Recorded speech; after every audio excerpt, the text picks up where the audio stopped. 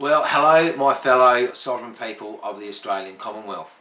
I'm making this quick video today just to show that the same-sex marriage saga which is going on actually does require a national referendum. No matter what anyone says, it will be changing our Supreme Constitution. Now, what I mean by our Supreme Constitution is this book here, the Constitution of the Australian Commonwealth. This book is our Supreme Constitution, common law and law of the land, no matter what anyone tells you. Within this Constitution, it mentions marriage, and it basically says that a relationship or marriage is between a female and a male, or a man and a woman. Period. Therefore, to change the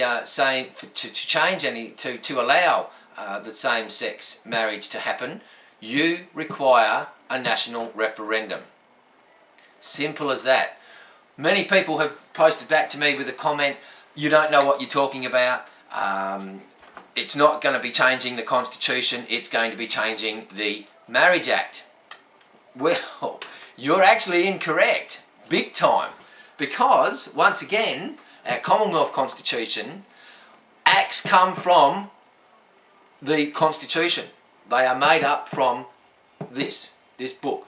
Now, the Marriage Act they want to change, well, change it. Feel free. But it won't be a lawful or binding change. The act will then be an invalid act, because then you have to refer back to our Supreme Constitution. When an act conflicts with the Constitution, our Supreme Constitution, our common law, will prevail. So any person who actually proceeds with marrying anyone after, say, if the Marriage Act changes, they're actually committing an offence. And the marriage will be unlawful and unconstitutional. Simple as that. There's no other way around it. It will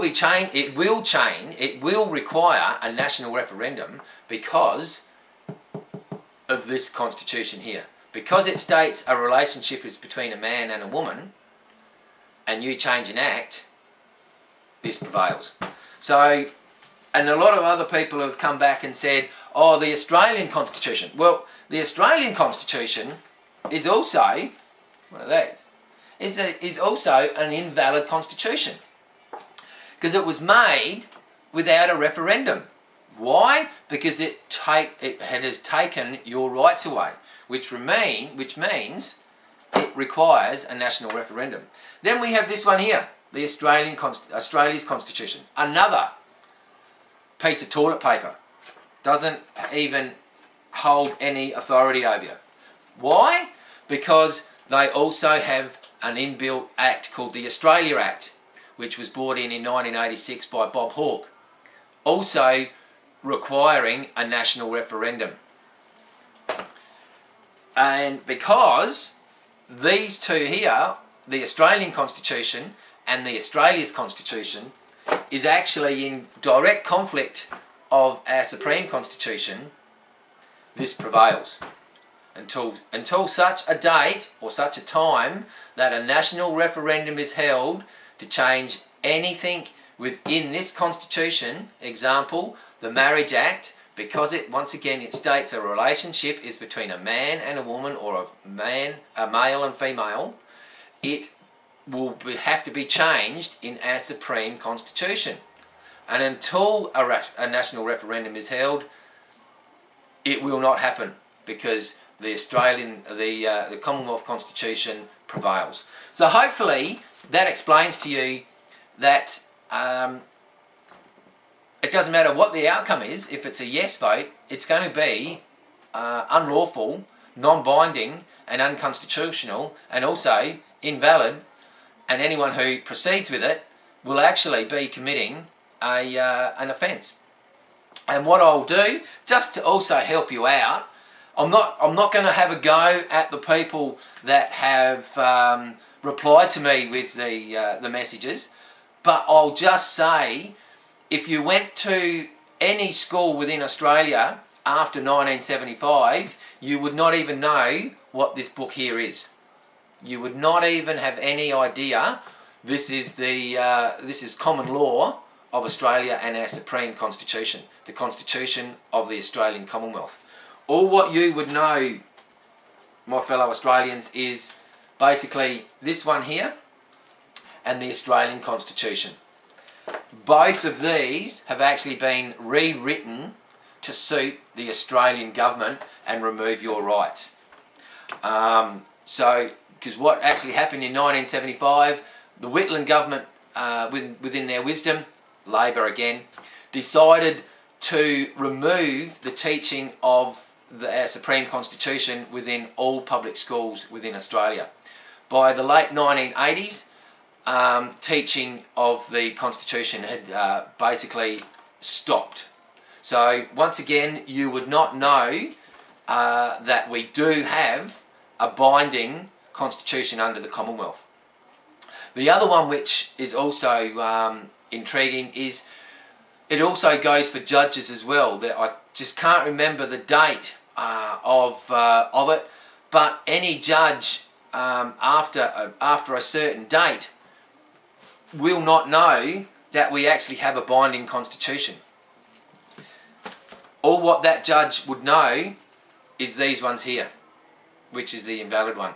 It's also very interesting to know that none of our courts, actually, apart from the Supreme Court, our Magistrates Court, our District Court and Federal Court Circuit, High Court and the Family Law Court all use the Australian Constitution, which is invalid.